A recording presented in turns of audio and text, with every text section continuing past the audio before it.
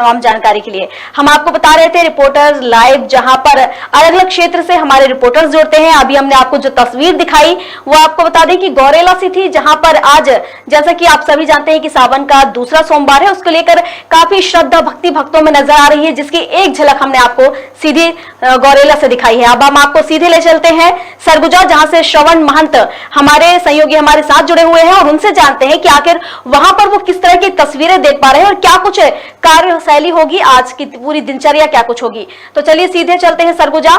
श्रवण, क्या आप मुझे सुन पा रहे हैं? जी बिल्कुल जी। श्रवण, वहां पर किस तरह की दिनचर्या होगी आज की?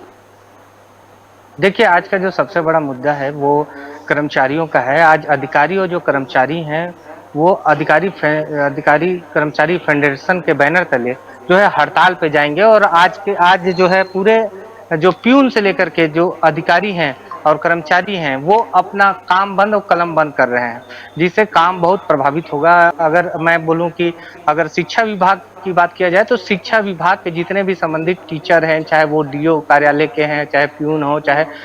एक शासकीय टीचर हैं, वो आज हड़ताल में रहेंगे, क्योंकि इतने बड़े कोरोना काल के बाद जब ऑफलाइन जो स्कूल खुले हैं, इसके बाद जब ये इस तरह से जो कर्मचारियों का फेडरेशन अधिकारी के बैनर तले जो हड़ताल आज से जो जारी हो रहा है वो अनिश्चितकालीन हड़ताल है वो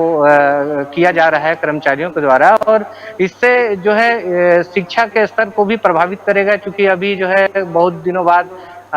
ऑफलाइन क्लासेस शुरू हुई हैं, लेकिन जिस तरह से ये अधिकारी कर्मचारी हड़ताल पर गए हैं, इससे जो है स्कूलों में भी काफी जो पढ़ाई का स्तर है उसमें प्रभावित होगा। इसके अलावा जो है राजस्व विभाग की बात की जाए तो तमाम जो राजस्व विभाग के जो काम होंगे वो भी प्रभावित होंगे, जैसे कि नामांतरण की बात की जाए या फिर अभी जो विशेष जाति निवास बनाने की बात की जाए, और राजस्व संबंधित जितने भी काम हैं वो आज ठप रहेंगे। इसके अलावा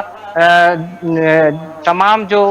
दूर दराज से जो ग्रामीण आज पहुंचेंगे जिला स्तर में अपने काम करवाने के लिए, वो भी प्रभावित होंगे। तो इस तरह से ये कहा जाए कि जो अधिकारी और कर्मचारी जो हैं आज से हड़ताल में जाएंगे और अनिश्चित हड़ताल में जाएंगे। अधिकारी और कर्मचारियों की दो सूत्री मांग है, एक तो 7वां वेतनमान और महंगाई भत्ता। इसके मांग को लेकर के ये अड़े हुए हैं और जून के आखिरी महीने में भी ये इन्होंने अल्टीमेटम दिया था प्रशासन को कि अगर हमारी मांगे पूरी नहीं होती है तो हम अनिश्चितकालीन हड़ताल पर जाएंगे, और आज का दिन से वो शुरू हो रहा है हड़ताल इनका कर्मचारियों का, और लगातार ये जो कर्मचारी हैं वो 5 दिन के हड़ताल पर रहेंगे, और अगर 5 दिनों में इनका कहना है कि अगर हमारी मांगे पूरी नहीं होती है तो अनिश्चितकालीन हड़ताल पर ये जाएंगे। तो इस तरह से ये भी कहा जा सकता है कि इन अधिकारी श्रवण, जैसा कि आपने बताया कि इनकी जो मांगे हैं तो ये कोई नई मांग तो नहीं है, ये कई दिनों से चली आ रही है, लंबित मांगे हैं, लेकिन अब तक इनकी जो मांगे हैं इनका निराकरण नहीं हो पा रहा।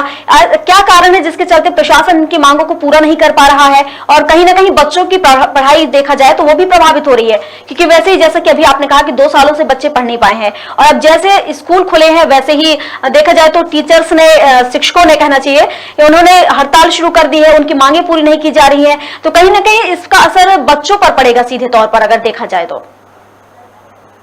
बिल्कुल, ये जो अधिकारी कर्मचारी फेडरेशन के जो पदाधिकारी हैं वो आज सुबह से ही तमाम जो शासकीय कार्यालय में जा करके काम बंद कलम बंद कर रहे हैं, और इनका कहना है कि जब तक हमारी मांग पूरी नहीं होती तब तक हम ये धरना प्रदर्शन और हड़ताल जारी रखेंगे। और तमाम जो स्कूलें हैं इस हड़ताल से प्रभावित होंगे, क्योंकि जो बच्चे हैं अभी जुलाई माह से ही 1 जुलाई से ही उनका शिक्षा सत्र शुरू हुआ है, और अभी कहा जाए कि 1 महीना भी नहीं हुआ है, और इस तरह से हड़ताल से जो बच्चे हैं वो काफी पढ़ाई से प्रभावित होंगे। इसके साथ ही इनका कहना है अनिश्चितकालीन हड़ताल में अगर प्रशासन की ये जो लंबित मांग है अगर नहीं जाती है तो अनिश्चितकालीन हड़ताल पर जाने से बच्चों का जो शिक्षा का स्तर है बहुत ज्यादा प्रभावित हो जाएगा।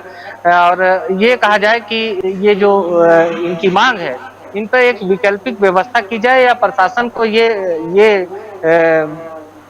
सुविधा बनाया जाए कि अगर कोई शिक्षक जाते हैं तो उनकी गैर मौजूदगी में उन बच्चों की देखरेख और पढ़ाई कौन करेगा, ये भी एक सवाल उठता है। जिस तरह से आज से ही ये जो है काम हड़ताल शुरू हुआ है, और इसके साथ जो है आने वाले समय में अब देखना होगा कि कितना असर इनके हड़ताल पर देखने को मिलता है। बहुत बहुत शुक्रिया आपका हमारे साथ जुड़ने के लिए और तमाम जानकारी साझा करने के लिए। हालांकि उनकी जो मांग है शिक्षकों की अगर देखा जाए तो वो मांग भी जायज है, क्योंकि जो उन्हें सैलरी मिलती है, कहना चाहिए जो भत्ता उन्हें दिया जाता है, कहीं ना कहीं उस भत्ते से उनका परिवार चल नहीं पाता है, जिसके चलते वो इस तरह की हड़ताल करते नजर आ रहे हैं। शुक्रिया आपका। हम ये आपको तस्वीर दिखा रहे थे सरगुजा से, जहां पर